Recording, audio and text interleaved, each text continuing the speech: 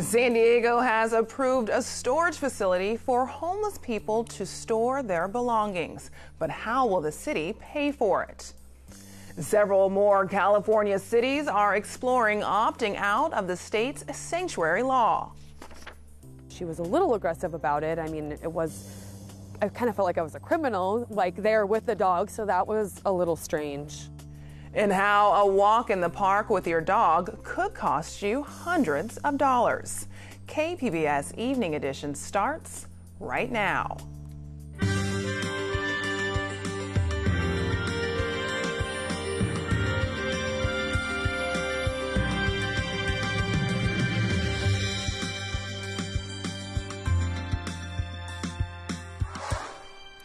Good evening and thanks for joining us. I'm Ebony Monet.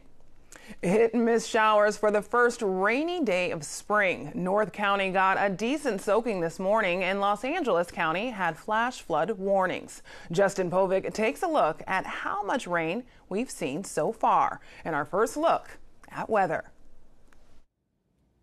The wet weather coming in rounds, but it is going to be beneficial for us because it's not going to be coming at a very heavy clip. Therefore, flooding is not really of utmost concern like it is further north, especially as we venture toward Los Angeles. Orange County points off to the north. There could be an inch there. We talk about coastal areas, inland, generally speaking, quarter to potentially up to half an inch against San Diego, La Jolla, Oceanside, and Poway, Ramona as well. And then we lift our way to the north and the northeast. Mountainous terrain could be talking about an inch to inch and a half of precipitation. Upper deserts, lower deserts here, much lighter amounts. We're talking about, generally speaking, under a tenth of an inch.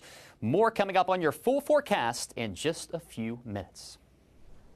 San Diego has quietly slipped back into drought conditions, and this week's rain isn't enough to end that.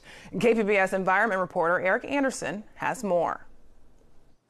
Last year's deluge of water was significant enough to end a 6-year drought on the region, but not enough to keep the drought from coming back this year. The U.S. Drought Monitor finds most of San Diego County is experiencing moderate drought conditions, with much of the region in the L.A. basin experiencing severe drought conditions. The KPBS Drought Tracker follows rainfall and snowpack conditions, and both indicators are significantly below where they should be for this time of year. Scripps Institution of Oceanography researcher David Pierce helps KPBS measure local conditions, and he says rainfall totals are well outside of local norms for this time of year. Right now, we've received about a third of the total annual precipitation we get. So on March 22nd, we received about a third. So normally we would have gotten about 3/4 of our whole year's precipitation by now. So we're quite a bit below that. And the normal range, about 2/3 of the years fall into, we should have gotten at least half of our precipitation by now. The Sierra snowpack is also only at about 57% of where it should be, although this week's storms could push those numbers up noticeably. Eric Anderson, KPBS News. San Diego City Council members have approved plans for a storage facility for homeless people. KPBS Metro reporter Andrew Bowen says the controversy over the facility's location is overshadowing another important aspect of the story. The storage facility in Logan Heights has no consistent funding source. Officials estimate the facility will cost around $1.4 million in its first year of operations. Its funding is coming from dollars diverted last year from the city's Housing First budget. That pot of money funds permanent supportive housing and homelessness prevention. There's currently no plan for how to fund the storage facility for a potential second or third year. All this points to one critical problem with the city's response to homelessness. There's nowhere near enough money to meet the city's needs. Andrew Bowen, KPBS News.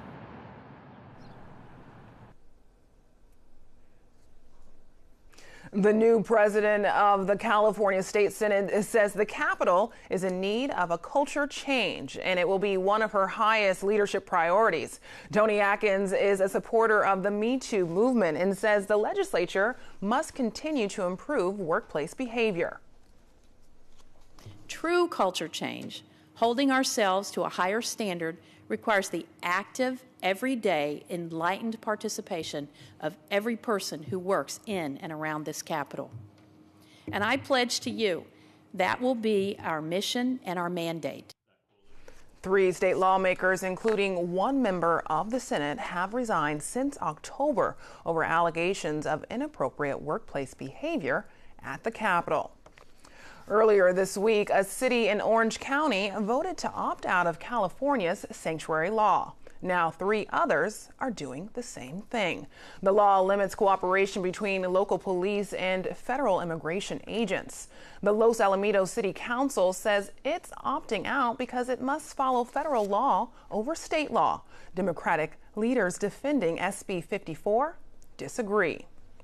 Well within our rights, well within the law to do what we did with SB 54. Any city that opts out of a state law that applies to them is not within their rights. It's not the same at all. I encourage folks to read the Constitution and read the laws of our state to inform their actions. The state has no business in immigration, and these cities simply want to follow immigration law. And most importantly, they want to make sure that people who are here illegally, that are committing crimes in their communities, are no longer sheltered with taxpayer dollars. City officials in Huntington Beach, Aliso Viejo, and Buena Park say they're also considering opting out of the state sanctuary law.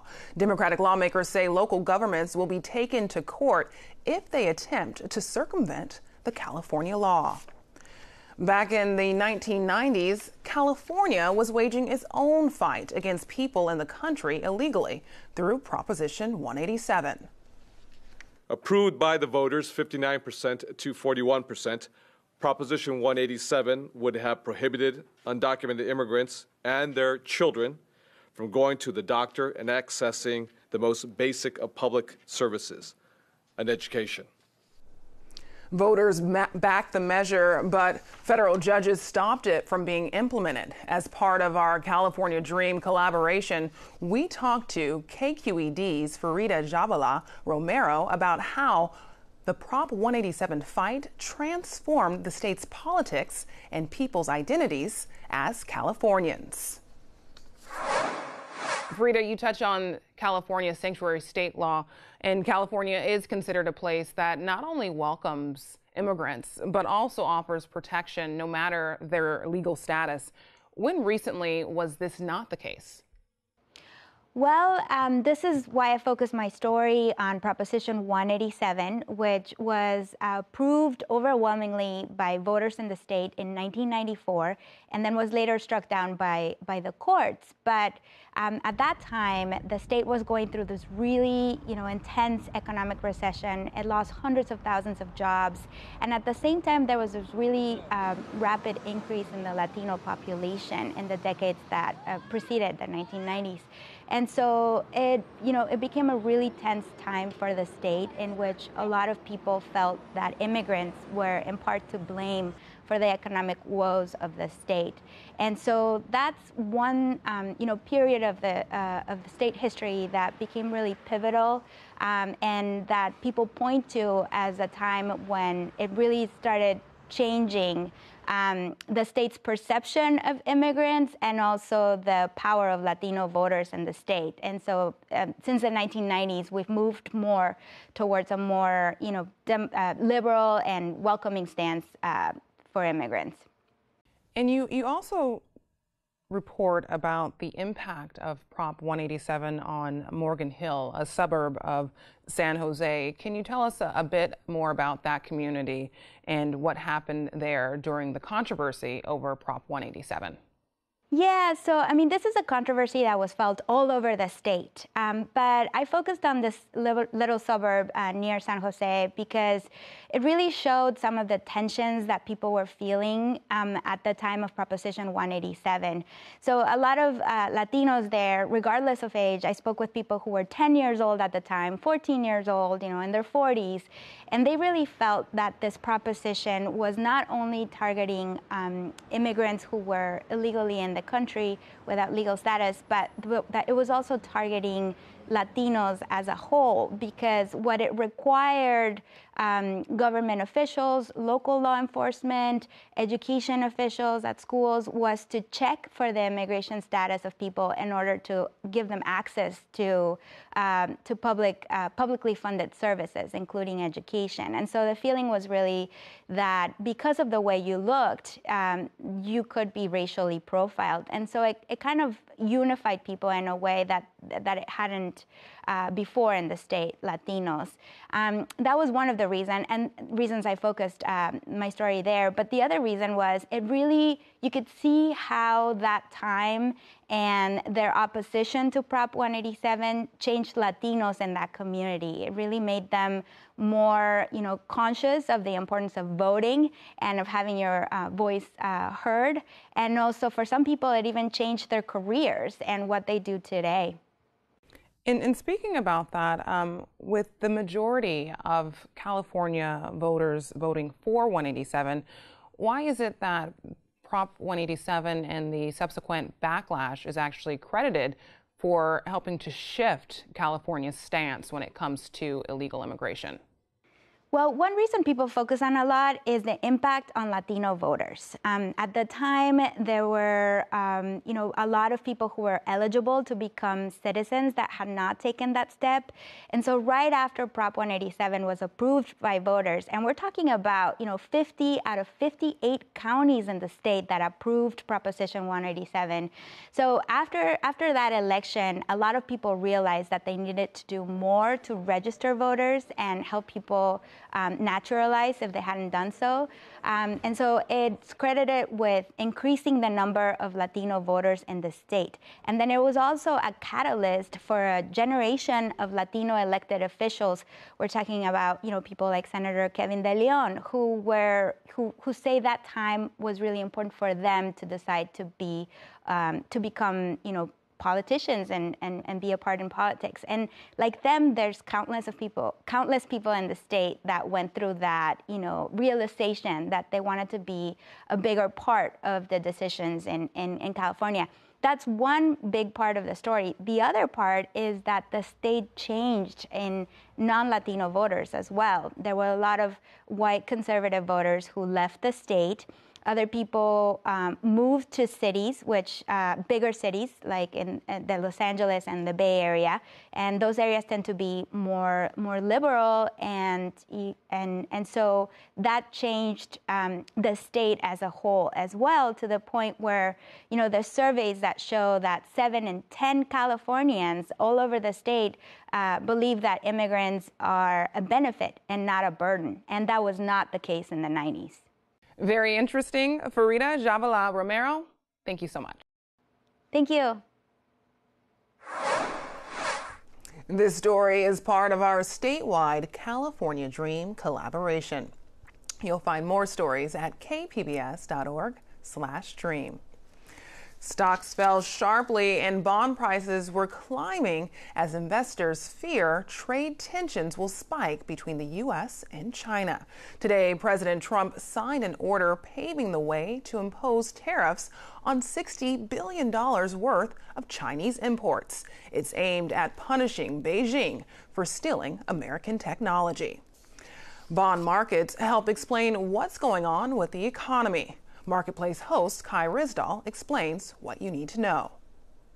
If you want to know what's going on in the economy, what is going to happen out there, you ought to be watching the bond market.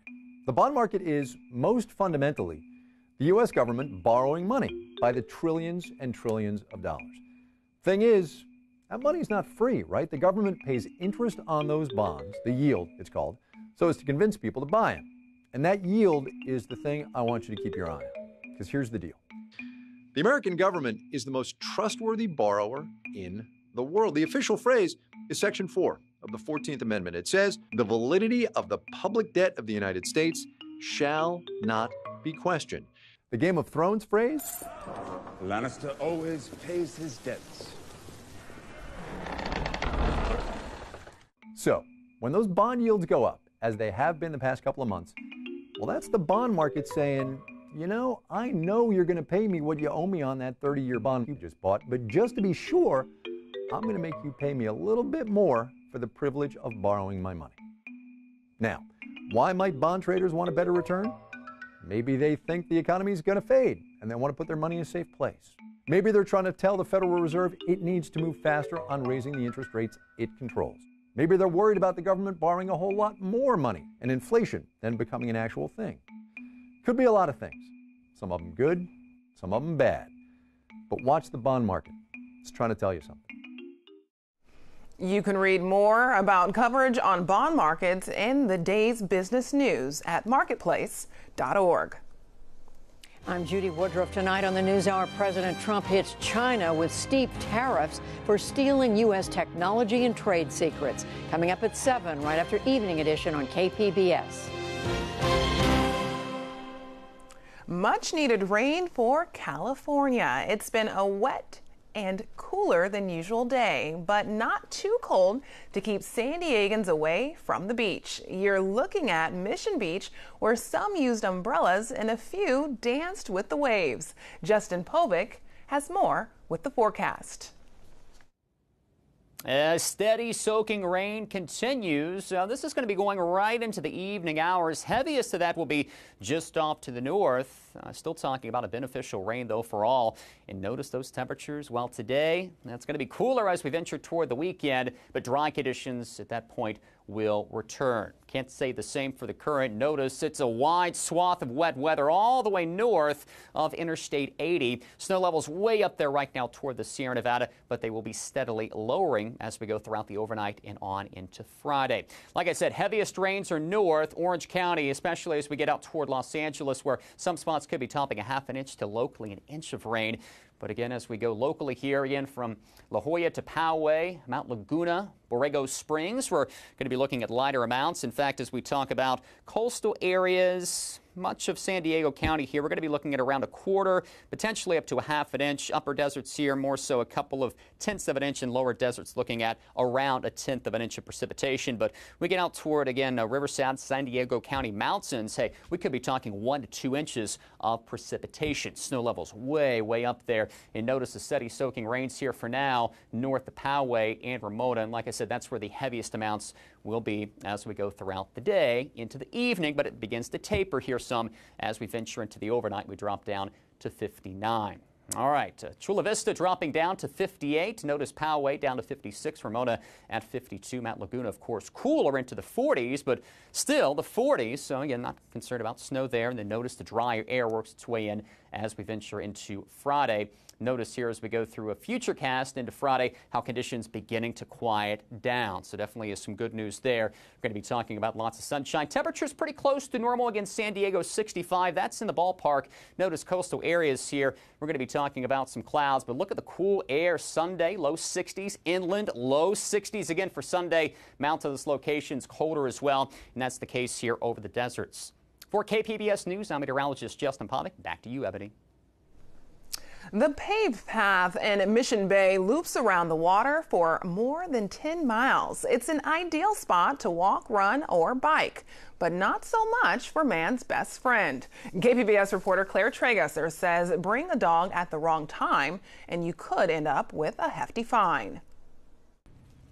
It was cool and sunny as Vanessa Barrera and her dog Annie ran along Mission Bay. Barrera owns a company that helps pets get exercise. To prevent pet obesity and then just to get the excess energy out of them. The time was about 10:30 a.m., and that's important because it means Barrera was actually violating a city law. No dogs are allowed in Mission Bay, even on a leash, between 9 a.m. and 4 p.m. in the winter. In the summer, the ban is until 6 p.m. This was news to her. I did not know that, no. Nope. Barrera was standing next to a sign with the rules, but says she never noticed it before. Is this your favorite spot? Come on. Another dog owner, Amy Bjornson, did know the rules. She just didn't think the city enforced them. She was wrong. I figured it was a beautiful day, we'll go sit by the beach, and I just sat down to like a picnic table with Skylar, and there was no one else around, and we quickly got approached. And the lady had told me, you know, you need to get out of here with your dog. There's no dogs allowed here. She was a little aggressive about it. I mean, I kind of felt like I was a criminal, like there with the dog, so that was a little strange. Bjornson wasn't arrested, but she did get a ticket for having her dog in Mission Bay. The original fine was more than $200. A judge ultimately reduced it. Now she goes to dog-friendly Fiesta Island. Dogs are banned from all city beaches during the daytime, except at designated areas like in Ocean Beach and Fiesta Island. But all of Mission Bay is off limits to dogs, including the boardwalk, grassy parks, and paved paths that seem like a perfect place for your pet. That's the part that doesn't make sense to Bjornson. A lot of us are living in like apartments or like me, a townhome, and we don't have yards.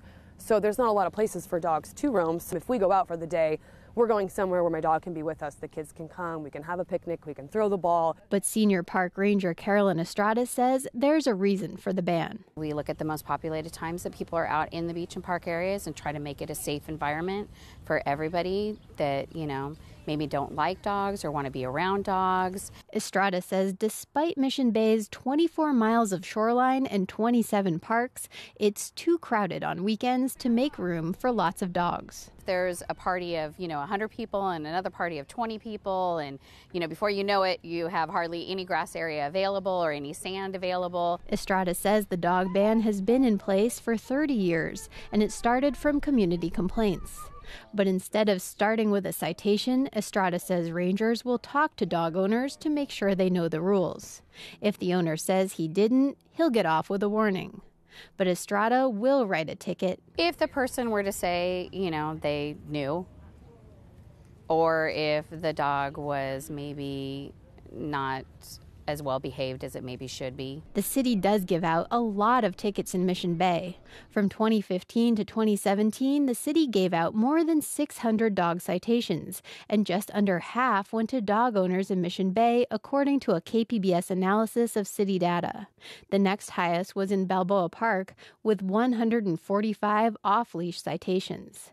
The city also gave 84 citations in Ocean Beach and fewer than 50 in Kate Sessions Park, La Jolla Cove, and La Jolla Shores.